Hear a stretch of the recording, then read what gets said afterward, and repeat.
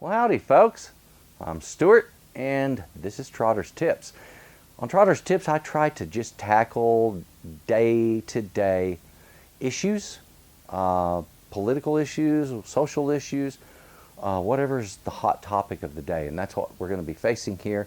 And what I try to do is to find the middle ground that people aren't talking about and to bring out some information and discussion within that.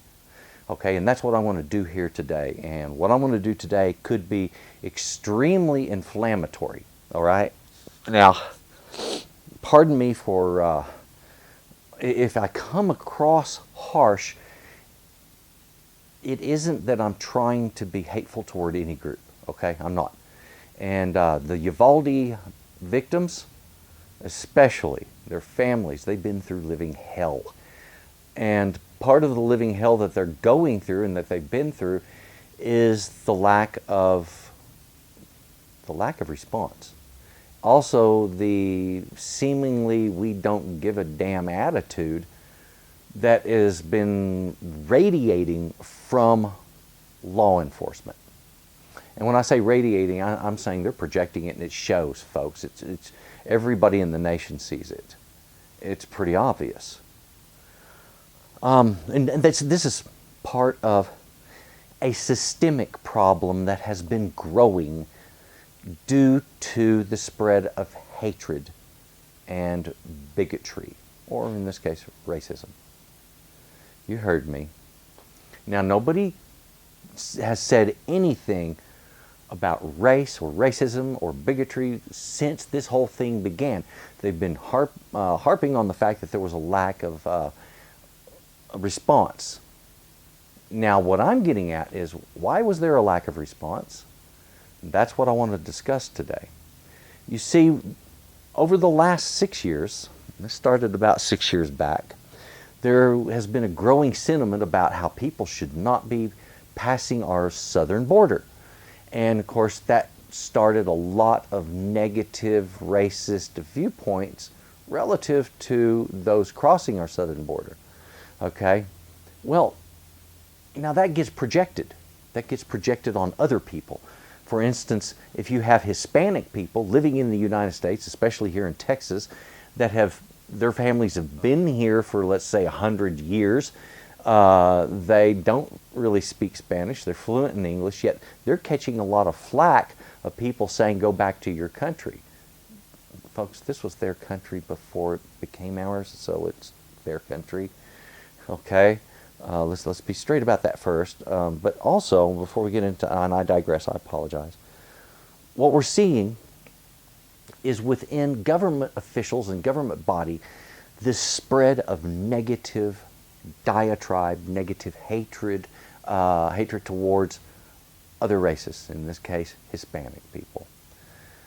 And then that got perpetuated through the Texas state governor.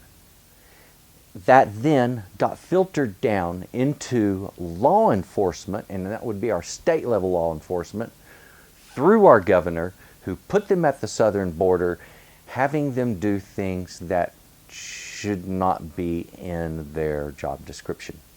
Okay? So there's that. And then that, as a concept, gets passed in the minds of one law enforcement to another.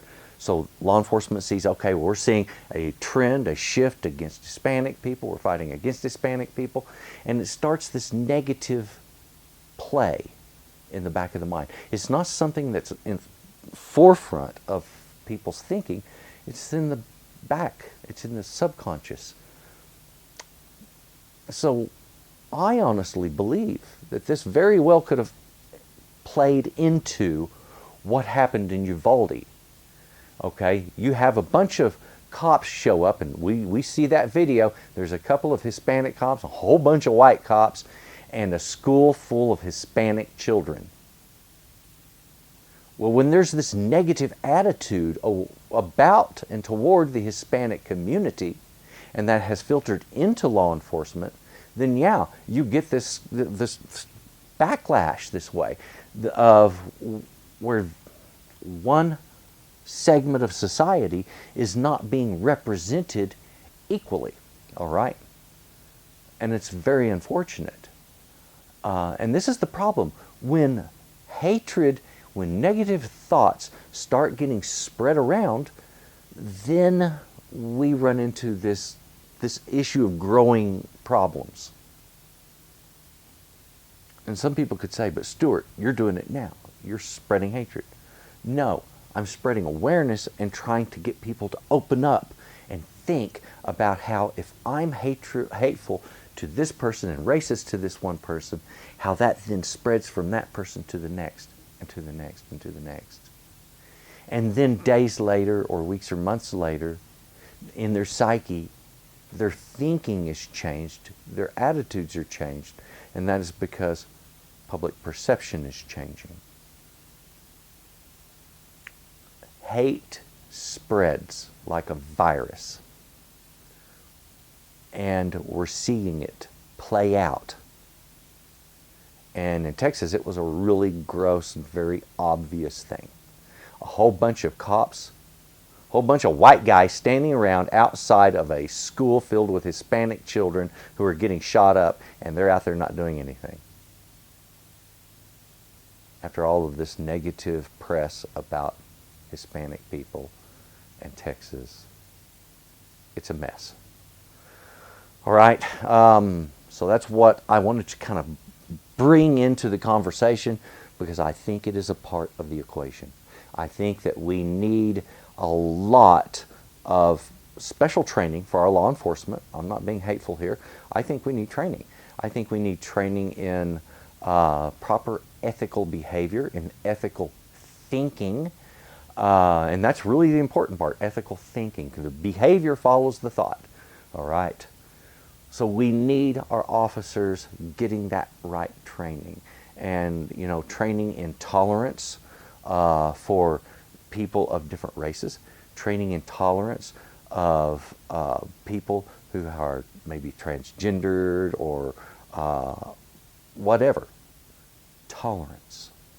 Someone's different from me. That's not a recipe for me being an ass to them. It's just somebody that's different than me. And I shouldn't be different because of that.